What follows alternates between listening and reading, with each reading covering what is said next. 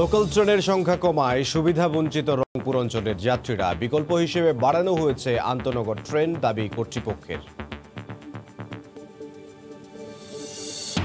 মাছের সরবরাহ বাড়ায় পিরোজপুরে শুঁটকি উৎপাদনে ঝুঁকছেন মৎস্যজীবীরা। কেমিক্যাল মুক্ত হওয়ায় বাড়ছে চাহিদা। নানা প্রজাতির মাছে সরগরম দক্ষিণের আড়তগুলো। শীতের কাপড় বুনতে ব্যস্ত রাঙামাটির পাহাড়ি গ্রামের উদ্যোক্তারা। বাড়ির উঠানেই কর্মযজ্ঞ, সুতার দাম বাড়ায় উদ্বেগ।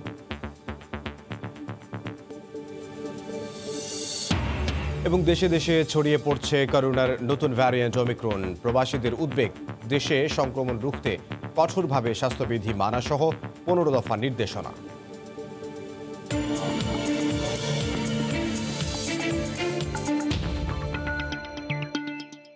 দেখছিলেন শিরোনাম। আমন্ত্রণ জানাচ্ছি দেশ ও দেশের বাইরের অর্থ বাণিজ্যের নানা খবর নিয়ে আমাদের নিয়মিত আয়োজন এ সময়ের বাণিজ্যে আপনাদের সঙ্গে আছি আমি ইমদাদুল হক। রেলের উন্নয়নের সঙ্গে সঙ্গে এ খাতে রংপুর অঞ্চলের মানুষের বঞ্চনা যেন বাড়ছে। একে একে লোকাল ট্রেনগুলো বন্ধ করে দেয়ায় গণমানুষের বাহন হিসেবে পরিচিতি হারিয়ে ফেলছে রেল। লোকাল ট্রেন কমলেও আন্তনগর ট্রেনের সংখ্যা বাড়ানোর দাবি কর্তৃপক্ষের। লোকাল সংকটে কিছুটা সমস্যার কথা স্বীকার করলেও ভুক্তভোগীরা তুলছেন ব্যবস্থাপনায় ত্রুটির অভিযোগ। তারিকুল ইসলামের ক্যামেরায় রতন সরকারের রিপোর্ট। শুধুমাত্র রংপুর, কুড়িগ্রাম, লালমনিরহাটের মধ্যে একসময় 16 জোড়া লোকাল ট্রেন চললেও শেষ পর্যন্ত 10 জোড়া চালু ছিল। সম্প্রতি আরও 4 জোড়া বন্ধ হওয়ায় চলছে মাত্র 6 জোড়া ট্রেন। লালমনিরহাট ডিভিশনের 80টি স্টেশনের মধ্যে বন্ধ হয়ে গেছে 19টি। কর্তৃপক্ষের উদাসীনতায় কমেছে রাজস্ব আদায়। যথেষ্ট টিকিট কাটি কোন বালা। আমাদের আউলিয়াগঞ্জ স্টেশন আছে, কিন্তু কোনো প্রকার টিকিট মাস্টার নেই। টিকিট কাটি নাই। আমি এই যে হকার মানে ব্যাগ নিয়ে আমি ব্যবসা করি, আমরা মসুরি টসুরি চাদর বেচি। কুড়িগ্রাম, লালমনিরহাট, নীলফামারী, পঞ্চগড় ও দিনাজপুর থেকে 8টি আন্তনগর ট্রেন রাজধানী ঢাকা সহ দক্ষিণাঞ্চলের মধ্যে চললেও রংপুর ঢাকা রুটে চলছে একটি মাত্র আন্তনগর। ব্যবস্থাপনা ও পরিকল্পনায় দুর্বলতার অভিযোগ তুলে ভুক্তভোগীরা বলছেন, বিভাগীয় শহরের সঙ্গে সরাসরি আন্তনগর ট্রেন নেই রাজশাহী, দিনাজপুর, বগুড়া সহ উত্তরবঙ্গের বড় কোনো শহরে। যে লোকাল ট্রেন যেগুলো ছিল এগুলো অধিকাংশই অনেকগুলো বন্ধ করে দেওয়া হচ্ছে। ট্রেনের ব্যবস্থাটা করা হয় রংপুর থেকে, তাহলে এই অঞ্চলের যারা কর্মজীবী মানুষ, যারা ব্যবসায়ী এবং যারা শিক্ষার জন্য বিভিন্ন শহরে যাচ্ছে, তাহলে কিন্তু একটা ভালো যোগাযোগ ব্যবস্থা হয়। লোকাল ট্রেন কমলেও আন্তনগর বাড়ানো হয়েছে বলে দাবি রেলের বিভাগীয় কর্মকর্তার। তবে লোকবল সংকটে ব্যবস্থাপনাগত সংকটের কথা স্বীকার করেন। জনবল হ্রাস পাওয়া একদিকে, আর একদিকে নতুন নতুন ট্রেন কিছু চালু হচ্ছে, ফলে আমাদের মানে সেই চ্যালেঞ্জ মোকাবেলা করে এগুতে আমাদের একটু হিমশিম খেতে হচ্ছে। আমরা তারপর তৎপর রয়েছি আমাদের যে ট্রেনগুলো বন্ধ রয়েছে সে বন্ধ ট্রেনগুলো কিভাবে সচল করা যায়। তবে এর পেছনে ইঞ্জিন ও বগি সংকটের কথা জানিয়েছে রেলের একাধিক সূত্র। 35টির বেশি লোকোমোটিভ ইঞ্জিনের প্রয়োজনের বিপরীতে 26টি ইঞ্জিন আছে লালমনিরহাট ডিভিশনে। এর মধ্যে অকেজো 3টি আর শক্তি হারানোয় 2টি দিয়ে শুধু চলছে সান্টিং এর কাজ। পাশাপাশি বগি বা কোচেরও রয়েছে তীব্র সংকট। রতন সরকার, সময় সংবাদ, রংপুর।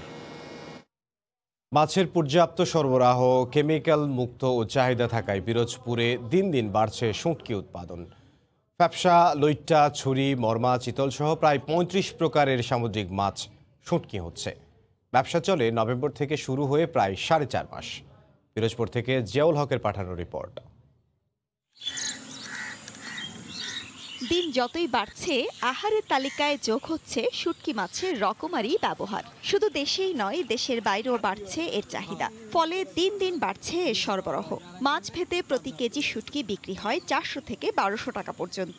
আর সরবরাহ নিশ্চিত করতে পিরোজপুরের পাড়ের হাটের কেমিক্যাল মুক্ত শুটকি পল্লীর শ্রমিকরা এখন ব্যস্ত। আমরা 4 মাস এখানে ব্যবসা করি, মৎস্য বন্দরের কাছ থেকে কিনে এখানে শুকানো হয়। প্রতি বছর মাছ শুকাই, কোটি কোটি টাকার মাছ শুকাই, তারপরে এই জায়গায় আমরা কোনো সুযোগ সুবিধা পাচ্ছি না।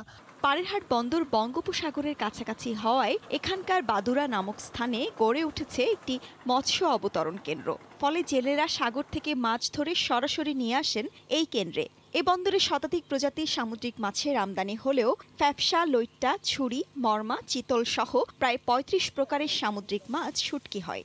নভেম্বর মাস থেকে প্রায় 4.5 মাস চলে এই শুটকির ব্যবসা। কেমিক্যাল মুক্ত ও পরিচ্ছন্নতার সাথে শুটকি তৈরি করায় এর চাহিদা অনেক। মাছগুলো সুন্দরভাবে ধুই, ধৌত করার পরে শুকাই, কিন্তু আমরা এতে কোনো ঔষধ কোনো কিছু কীটনাশক জাতীয় কিছু ব্যবহার করি না।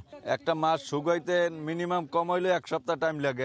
মাছের পর্যাপ্ত সরবরাহ থাকায় কাঁচা মাছের পাশাপাশি জমে উঠছে শুটকি মাছের ব্যবসাও। প্রতি বছর কয়েক কোটি টাকার বিক্রি হয় এই শুটকি পল্লী থেকে। আর সরকারি রাজস্ব বৃদ্ধি, মান নিয়ন্ত্রণ ও শুটকি ব্যবসার প্রসারে মৎস্য বিভাগ প্রশিক্ষণ সহ সার্বিক সহযোগিতা করছে। মানসম্মত এবং স্বাস্থ্যসম্মত শুটকি যদি তৈরি করতে চায়, আমাদের হাইজেনিক এবং আছে প্যাকেজিংয়ের উপরে তাদের বিশেষ প্রশিক্ষণ প্রদান এবং আধুনিকরণের ব্যবস্থা করি, তাহলে আমাদের অর্থনৈতিক অবস্থা অত্যন্ত সচল হবে। 5 বছর আগে একটি শেড দিয়ে যাত্রা শুরু হলেও এর সংখ্যা এখন দাঁড়িয়েছে 5টিতে। প্রতি বছর এ জেলায় উৎপাদিত হয় 75 থেকে 80 হাজার কেজি শুটকি। সময় সংবাদ, পিরোজপুর। শীতের আগমনে কাপড় বুনতে ব্যস্ত রাঙামাটির পাহাড়ি গ্রামগুলোর ছোট উদ্যোক্তারা। প্রতিটি গ্রামের উঠানেই তাঁত বুনছেন নারীরা। তবে সুতার দাম বাড়ায় আগের মতো লাভ হচ্ছে না বলে জানান উদ্যোক্তারা। রাঙামাটি প্রতিনিধি হেফাজত সবুজের তথ্য ছবি নিয়ে রিপোর্ট। রাঙামাটির দুর্গম তঞ্চঙ্গা গ্রাম অগয়াছড়ি শহর থেকে নৌপথে প্রায় ঘণ্টাখানেকের পথ। এই গ্রামেরই শিক্ষিত নারী অলনা তঞ্চঙ্গা পড়েন রাঙামাটি বিজ্ঞান ও প্রযুক্তি বিশ্ববিদ্যালয়ে। নিজের পড়ার খরচ ও স্বাবলম্বী হওয়ার স্বপ্ন থেকে গ্রামের তাঁতিদের জড়ো করে তৈরি করছেন তাঁত পণ্য, যা নিজের ফেসবুক পেজের মাধ্যমে দেশের বিভিন্ন জায়গায় বিক্রি করেন তিনি। শীতের মৌসুমে পার্বত্য জেলাগুলোতে বেড়ে যায় পর্যটকদের আনাগোনা। এজন্য দিনরাত পরিশ্রম করে বোনা হচ্ছে চাদর, পিনন, হাদিসহ নানা ধরনের তাঁতপণ্য। তবে সুতার দাম বেড়ে যাওয়ায় বর্তমানে খুব একটা লাভ হচ্ছে না। এগুলো বুনিয়া বিক্রি করি, আমাদের কাছ থেকে নিয়ে যায়, তো বিক্রি করে আমাদেরকে প্রাপ্ত টাকাটা দিয়ে দেয়। এখানে অনেক সময় দিতে হয়। সুতার দাম তো বেশি দাম, আমাদের তেমন পোষায় না, তবুও মানে খাস ভাগে ভাগে করি আর নিজে স্বাবলম্বী হওয়ার চেষ্টা করছি। এবং আমার এলাকায় কিছু মহিলা আছে যাদেরকে আমি কর্মসংস্থানেরও সৃষ্টি করে দিচ্ছি। এলাকায় যদি হয়তো এই উন্নয়ন কাজটা করতে পারি আর কি, এই যে চুনচুঙ্গা জাতের একটা হয়তো বিরাট একটা হয়তো আমার মনে হচ্ছে ভালো উদ্যোক্তা হবে। এই শিল্পের সাথে জড়িতদের সব ধরনের সহযোগিতার আশ্বাস দেন বিসিকের কর্মকর্তা। যারাই উদ্যোক্তা আমার কাছে আসবে, আমি ব্যাংকে আমার অফিসারদেরকে পাঠাবো যেন তাদেরকে সহায়তা করে। গত 1 বছরেই তাঁত পণ্য বিক্রি করে অলনা তঞ্চঙ্গার আয় হয়েছে লক্ষাধিক টাকা। সময় সংবাদ, রাঙামাটি। দেশের বিভিন্ন অঞ্চলের মানুষের চাহিদা মেটাচ্ছে বরিশালের নদ নদীর মাছ। শীতকালীন নানা প্রজাতির মাছে এখন সরগরম সেখানকার আড়তগুলো। তবে ব্যবসায়ীরা বলছেন সরকারি সহায়তা পেলে বিদেশে মৎস্য সম্পদ রপ্তানি করতে চান তারা। বিস্তারিত জানাচ্ছেন শফিক মুন্সি, ছবি তুলেছেন মিজানুর রহমান মিন্টু। ভোর থেকেই ব্যস্ততা বাড়তে শুরু করে বরিশালের পোর্ট রোড পাইকারি মৎস্য বাজারে। বিভাগের বিভিন্ন জেলা থেকে মাছ আসে দক্ষিণাঞ্চলের এই আড়তে। বর্তমানে শীতকালে নানা প্রজাতির মাছের সয়লাভ বাজারটি। সাগরের মোহনা থেকে মাছ শিকার শেষে জেলেরা ভিড় করছেন এখানে। তবে সরবরাহ ভালো থাকায় দাম কিছুটা কম। বিভিন্ন ধরনের মাছ আসতে আছে, কিন্তু মাছের দাম কম। জেলেরা যে মাছ ধরে নিয়ে এসে এখানে ঘাটে আসে, বরিশাল ঘাটে আসার পর এখান থেকে আপনার যতগুলো আড়তদার পাইকারি আছে সবাই মাছ কিনে। রাজশাহী, খুলনা, জয়পুর, রূপসা 5 নম্বর গেট, বিভিন্ন জায়গায় এখান থেকে মাছ নেওয়া যাওয়া হবে। এই আড়ত থেকে মাছ চলে যায় রাজধানী ঢাকা সহ দেশের বিভিন্ন স্থানে। তবে সরকারি সহায়তা পেলে বিদেশে রপ্তানিও করতে পারবেন বলে জানান ব্যবসায়ীরা। এই মাছগুলো যদি আমরা বিদেশে রপ্তানি করতে পারি তাহলে আমাদের জন্য লাভবান হবে এবং দেশের জন্যও লাভবান হবে।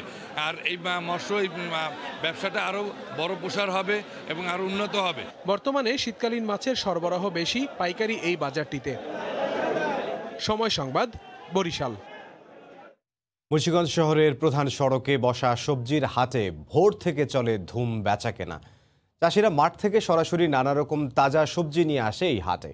সরবরাহ ভালো থাকায় অন্য বাজারের তুলনায় কম দামে বিক্রি হচ্ছে সবজি। নাসিরউদ্দিন উজ্জ্বলের রিপোর্ট, ছবি তুলেছেন আবু সাইদ।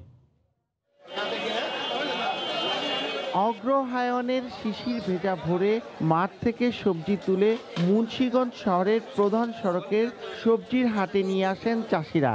কপি, সিম, মূলা, বেগুন, লাউ, পালং ও লাল শাক সহ হরেক রকম শীতের সবজির পসরা সাজানো বাজার। আমার নিজের জমিন তো নাই আনছি, শসা বেশি 10 টাকা আর উস্তা বেশি 20 টাকা করে। আমরা জমিনেতে ফেরে শুটে আনতেছি, আইনা 12 টাকা কেজি বাজারে বিক্রি করতে আছি। পাইকারি কিনে নিয়ে আমি এটা খুচরা আমরা 15 থেকে 18 টাকা বিক্রি করবো 1 কেজি। কৃষকরা বলছেন জৈব সারে চাষ করা বিষ মুক্ত তাজা সবজি পাওয়া যায় বলেই এখানে ক্রেতার সমাগম বেশি, দামও কম। তবে পাইকারি বাজার থেকে এই সবজি কিনে নিয়ে খুচরা বিক্রেতারা দাম হাঁকেন প্রায় দ্বিগুণ। তাই ভোরে অনেকে নিয়মিত সবজি কিনতে আসেন এই বাজারে। রাজধানী সহ নানা অঞ্চল থেকেও অনেক শৌখিন ক্রেতা তাজা সবজি কিনতে বাজারে আসেন। সকালে খুব টাটকা সবজি টবজি পাওয়া যায়, এই জন্য কেনার জন্য আসি আর কি। এটার সাথে কোনো ফরমালিন নাই, বিষ নাই। যে বেগুনটা 50 টাকা বাজারে বেচে 60 টাকা 70 টাকা, কফি যেটা বাজারে বেচে 50 টাকা এখানে 30 টাকা নেওয়া যায়। এখানে একটু সস্তা দরে পাওয়া যায়, সেই জন্য আমরা আর কি দোকান থেকে না নিয়ে এখানে বাহিরে আর কি চলে আসি। সবজির ব্যাপক চাহিদা থাকায় বাজারটির পরিধিও দিন দিন বাড়ছে বলে জানান হাটের পরিচালক। আগামী একটা সবজি বাজারে আসলে অবশ্যই সাধারণ মানুষ একটা নতুন সবজির স্বাদ গ্রহণ করতে পারবে নতুন মৌসুমে। এই বাজারে মানুষ স্বাচ্ছন্দ্যে কেনাকাটা করতে আসে, শুধু কীটনাশক ঔষধ এবং রাসায়নিক সার ছাড়া বেচাকেনি হয়। প্রাচীন এই বাজারে প্রতিদিন ভোর থেকে 2-3 ঘন্টা ধুম বেচাকেনা চলে। আজ প্রথমবার দিয়াবাড়ি থেকে 6 নম্বর স্টেশন পর্যন্ত পরীক্ষামূলক চলাচল করবে মেট্রো রেল। সে খবর জানবো মিরপুর থেকে সরাসরি যোগ দিচ্ছেন সহকর্মী কামরুল হাসান সবুজ। যাব তার কাছে। সবুজ, এমদাদ, আজকেও মেট্রো রেলের যে পারফরমেন্স টেস্ট করা হবে, কিন্তু এইটা করা হবে এখন পর্যন্ত আমরা যেটুকু খবর জানি তাতে 12:30টায় দিয়াবাড়ি থেকে এই পারফরমেন্স টেস্টের জন্য ট্রেন ছাড়া হবে। তো এর আগেও কিন্তু পারফরমেন্স টেস্ট করা হয়েছে, কিন্তু দিয়াবাড়ি থেকে 4টি স্টেশন পর্যন্ত এর আগে পরীক্ষামূলক চলাচল করেছে। আজকে 6টি স্টেশন পর্যন্ত চলাচল করবে, যার জন্য সেই খবর জানানোর জন্যই এবং সেই চলাচলরত ট্রেন দেখানোর জন্যই আমরা এখন আছি মিরপুর 10-এর কাছাকাছি। এই মিরপুর 10 পর্যন্তই, 10-এর যে গোলচক্কর সেই পর্যন্তই আসলে যে 6 নম্বর স্টেশনটি তার পাশেই অবস্থিত। তো এই পর্যন্ত ট্রেন চলাচল করবে। আজকে 12:30টার দিকে দিয়াবাড়ি থেকে ছেড়ে আসবে এবং এখন পর্যন্ত আমরা জানি 2বার এই ট্রেন চক্কর দিবে, অর্থাৎ একবার আসবে একবার যাবে, এভাবে ট্রেন চলাচল করবে।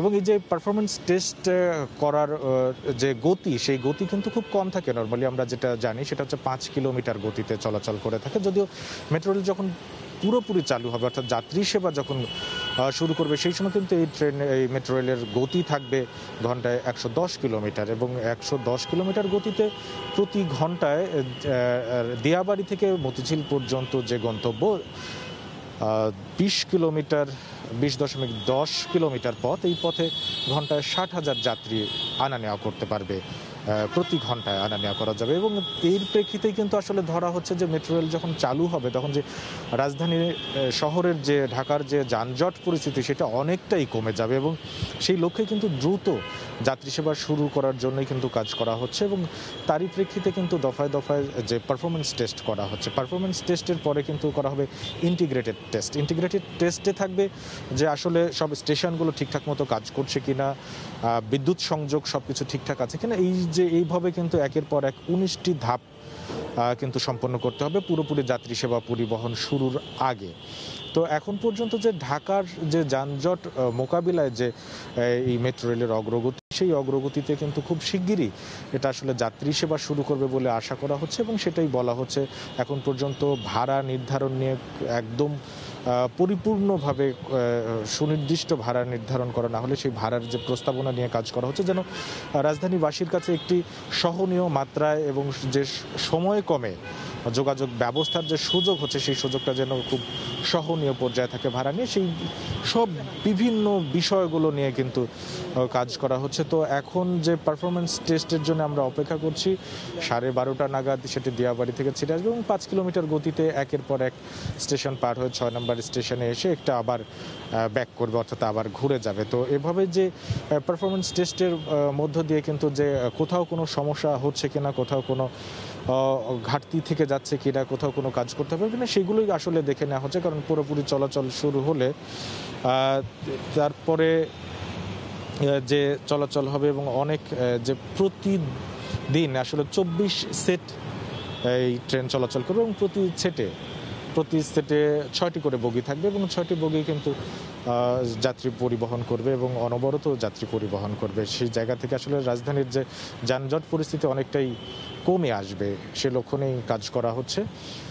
এখন পর্যন্ত যে এই যে 20.6 কিলোমিটার যে দৈর্ঘ্য, এই 6 কিলোমিটার 20.10 কিলোমিটার দৈর্ঘ্যে 16টি স্টেশন থাকবে। 16টি স্টেশনের ভেতরে কিন্তু এর আগে 4টি স্টেশন পর্যন্ত পরীক্ষামূলক টেস্ট করা হয়েছে, চলাচল করেছে। আজকে 6টি স্টেশন পর্যন্ত চলাচল করবে। এভাবে কিন্তু ক্রমান্বয়ে আসলে প্রত্যেকটি স্টেশন পর্যন্ত এই পারফরমেন্স টেস্ট হবে, তারপরে এর মধ্যেই শুরু হবে ইন্টিগ্রেটেড টেস্ট। তো সব মিলিয়ে যে জাপানি কোম্পানি যে এইটা নির্মাণের সহযোগিতা করছে, তাদেরই কিন্তু সেই কোম্পানি কিন্তু চালকই এই পরীক্ষামূলক চলাচলে কিন্তু চালাবেন।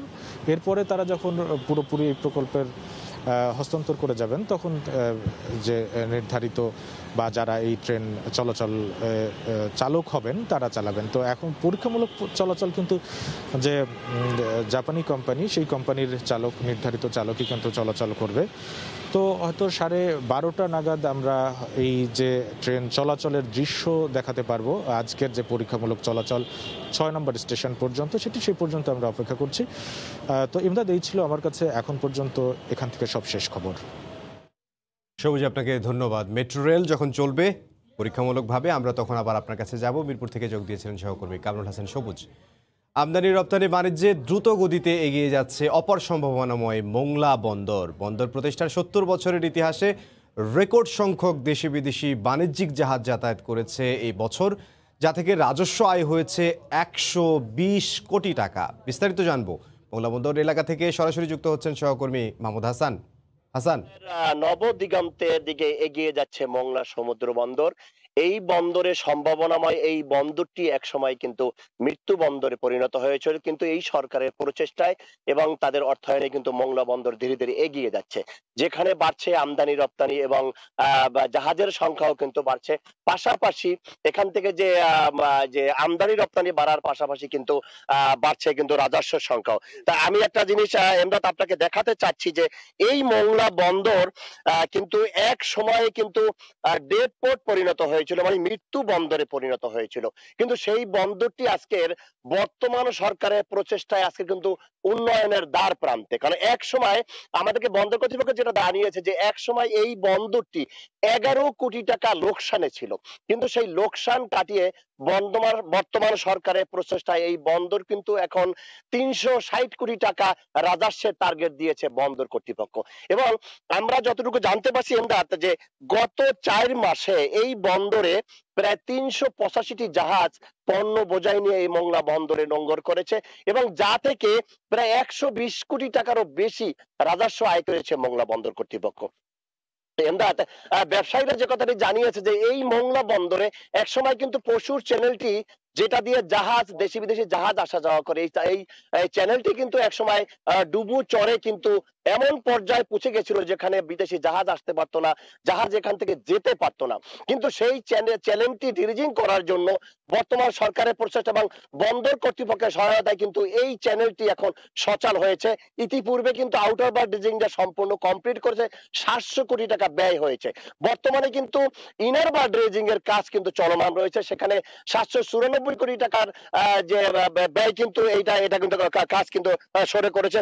তবে এখানে আমদানি এবং রপ্তানিকারক ব্যবসায়ীদের বিনিয়োগকারীদের যাতায়াতের জন্য মোংলা বন্দর উন্নয়নে কিন্তু এখান থেকে কিন্তু একটি বিমান বন্দর কিন্তু চালু করতে যাচ্ছে বর্তমান সরকার। তো আমাদের কাছে বন্দর কর্তৃপক্ষ যেটা জানিয়েছে যে এই বন্দরকে সচল করার জন্য যা যা করার প্রয়োজন সরকার কিন্তু তার সহায়তা করছে এবং বন্দর কর্তৃপক্ষ তার সহযোগিতা করছে। যেমন এখানে 6 লেনের একটি সড়ক হওয়ার কথা রয়েছে, যেটার কাজ কিন্তু অল্প দিনের মধ্যে শুরু হবে, এবং রেল লাইনের কাজ কিন্তু চলমান রয়েছে। এবং এখানে যে বিমান বন্দরটি, যেখান থেকে ব্যবসায়ীরা আসা যাওয়া করবে, সেজন্য বিমান বন্দর কিন্তু কাজ চলমান। এছাড়াও যে বন্দর কর্তৃপক্ষ যে কথাটি আমাদেরকে জানিয়েছে যে সারা বাংলাদেশে 3টি বন্দর, এই 3টি বন্দরের মধ্যে মোংলা বন্দর ঢাকা থেকে দূরত্ব কিন্তু মাত্র 165 কিলোমিটার। অন্যান্য বন্দরে তো তাহলে পদ্মা সেতুটি যদি কমপ্লিট হয়ে যায়, সম্পূর্ণ হয়ে যায়, এই মোংলা বন্দর থেকে ঢাকার ব্যবসায়ীরা কিন্তু মোংলা বন্দর ব্যবহার করবে। তারা কিন্তু এই মোংলা বন্দরে আগ্রহ বাড়ছে। এবং তারা ব্যবসা বাণিজ্যে কিন্তু আরো আগ্রহ বাড়ার জন্য এই মোংলা বন্দর ব্যবহার করে তারা কিন্তু প্রস্তাবনা দিয়েছে। তবে এমদাদ একটা বিষয় হলো আমাদের কাছে জানিয়েছে যে মোংলা বন্দর যত দিন অতিবাহিত হচ্ছে মোংলা বন্দরের উন্নয়ন বাড়ছে, সক্ষমতা বাড়ছে এবং ব্যবসায়ীরাও কিন্তু এই বন্দর ব্যবহার করার আগ্রহ প্রকাশ করেছে। তবে ব্যবসায়ীরা যে কথা বলেছে যে এই মোংলা বন্দরের যে কটি উন্নয়নমূলক পরিকল্পনা তারা হাতে নিয়েছে এগুলো যদি সম্পূর্ণ হয়ে যায় এই মোংলা বন্দর কিন্তু এক সময়ের অর্থনৈতিক ভাবে তারা স্বাবলম্বী হবে এবং বিশ্ব বাণিজ্যিক বাজারে মোংলা বন্দর হবে কিন্তু একটি সুনামধন্য এবং পরিবেশ বান্ধব বন্দর। তবে এমদাদ আমি একটা কথা আপনাদেরকে জানিয়ে রাখি যে এই মোংলা বন্দর এক সময় 90 দশকে কিন্তু এই বন্দরটা কিন্তু একদম অচল হয়ে গেছিল। সরকার ভেবেছিল যে এই বন্দর আর সচল হবে না, কিন্তু বর্তমান সরকারের প্রচেষ্টায় কিন্তু এই বন্দরটি আবার ঘুরে দাঁড়িয়েছে। বন্দরের আমদানি রপ্তানি বেড়েছে, রাজস্ব বেড়েছে এবং এই বন্দর এক সময় কিন্তু বিশ্বের বাণিজ্যিক বাজারে একটি সুনাম অর্জন করবে এবং আর্থিকভাবে সচ্ছলতার সুনাম অর্জন করবে এই মোংলা বন্দর। এমদাদ, এই ছিল মোংলা বন্দর থেকে আমার কাছে সর্বশেষ খবর। এমদাদ, মোংলা বন্দর থেকে মাহমুদ হাসান। নীলফামারীর সৈয়দপুর পৌরসভার তাবান্না মোড় থেকে ওয়াবদা পর্যন্ত 5 কিলোমিটার রাস্তার 4 কিলোমিটারেরই বেহাল দশা। শহরের গুরুত্বপূর্ণ এই সড়কে 10 মিনিটের রাস্তা পার হতে সময় লাগছে 35 থেকে 40 মিনিট। নীলফামারী থেকে শাকির হোসেন বাদরের ছবি ও তথ্যে রিপোর্ট। নীলফামারী সদর থেকেই সৈয়দপুর শহরে সরাসরি প্রবেশের একমাত্র এই সড়কটি খানাখন্দে ভরা। প্রতিদিন চরম ভোগান্তির মধ্যে চলাচল করছে হাজারো মানুষ ও যানবাহন। 32 লাখ টাকা ব্যয়ে 2014 সালে সংস্কার হলেও 5 কিলোমিটার গুরুত্বপূর্ণ এই সড়কটির 4 কিলোমিটার রাস্তাই ভাঙাচোরা। এই রাস্তার দুই পাশে 5টি স্কুল ও কলেজ, উপজেলা স্বাস্থ্য কর্মকর্তার কার্যালয়, সৈয়দপুর থানা, রেলওয়ে স্টেশন, রেলওয়ে বিদ্যুৎ সরবরাহ কেন্দ্র সহ ঐতিহাসিক চিনি মসজিদ থাকায় গন্তব্যে পৌঁছাতে চরম দুর্ভোগ পোহাতে হচ্ছে মানুষকে। রেল স্টেশন থেকে ওয়াবদা যাইতে 1 ঘন্টা সময় লাগে।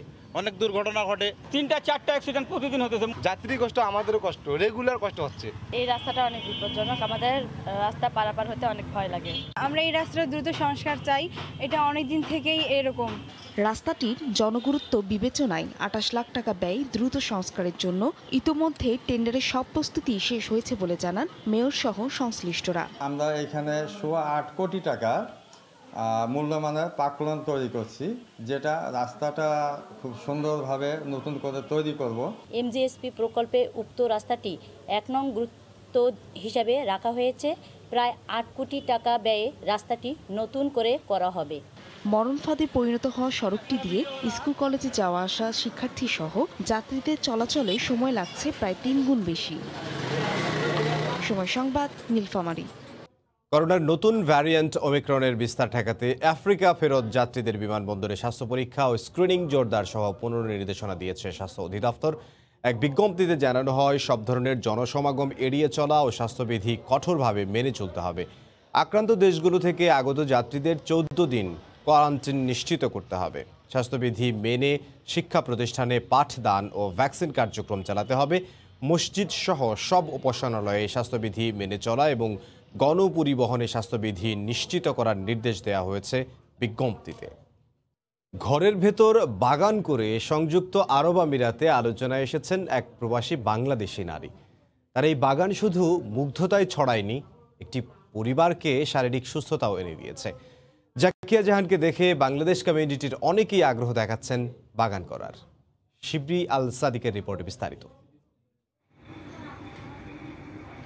পুরো ঘরের ভিতর জুড়েই অসংখ্য শৌখিন গাছ, অনেকটা আলো বাতাস ছাড়া অনেক যত্নে শখের বাগান গড়ে তুলেছেন সংযুক্ত আরব আমিরাতের দুবাইস্থ বাংলাদেশ বিমান অফিসের কর্মকর্তা আব্দুর রাজ্জাক রেজার স্ত্রী জাকিয়া জাহান। তার এই বাগানের খবর বাংলাদেশ কমিউনিটিতে আলোচনার খোরাক জুগিয়েছে। আমার বাসায় কোনো বারান্দা নাই, তখন আমি ইনডোর প্ল্যান্টের উপরে পড়ালেখা শুরু করি। বিভিন্ন আর্টিকেল পড়ি, বিভিন্ন গ্রুপে যাই, দেখি, কথা বলি মালিদের সাথে। এভাবে আস্তে আস্তে আমি আমার পুরো বাসাটা একটা ইনডোর গার্ডেনের মতো করে ফেলেছি। দুবাই থেকে দূরে শারজার নিজ ভাড়া বাসায় এই বাগানটি তৈরি করেছেন জাকিয়া। ছোট ছোট অসংখ্য প্রজাতির গাছ দিয়ে ভরা এই বাগানে রয়েছে golden pothos, marble queen pothos, aglaonema, Chinese evergreen, string of heart, monstera, oxalis, ফণিমনসা সহ অসংখ্য জাতের গাছ। যান্ত্রিক শহরে একটি ভাড়া বাসায় বদ্ধ ঘরে বাগান বিলাস দেখে মুগ্ধ হয়েছেন অনেকে। আমিরাতে বসবাসরত অসংখ্য পরিবার জাকিয়ার দেখাদেখি চেষ্টা করছেন ঘরে বাগান তৈরির। শিবলি আল সাদিক, সময় সংবাদ, সংযুক্ত আরব আমিরাত। এসময়ের বাণিজ্যের শীর্ষ সংবাদগুলো জানিয়ে দিচ্ছি আরও একবার। লোকাল ট্রেনের সংখ্যা কমায় সুবিধাবঞ্চিত রংপুর অঞ্চলের যাত্রীরা বিকল্প হিসেবে বাড়ানো হয়েছে আন্তনগর ট্রেন, দাবি কর্তৃপক্ষের।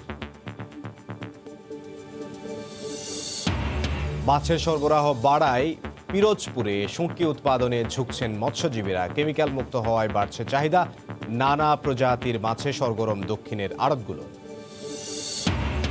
এবং শীতের কাপড় বুনতে ব্যস্ত রাঙামাটির পাহাড়ি গ্রামের উদ্যোক্তারা, বাড়ির উঠানেই কর্মযজ্ঞ, সুতার দাম বাড়ায় উদ্বেগ।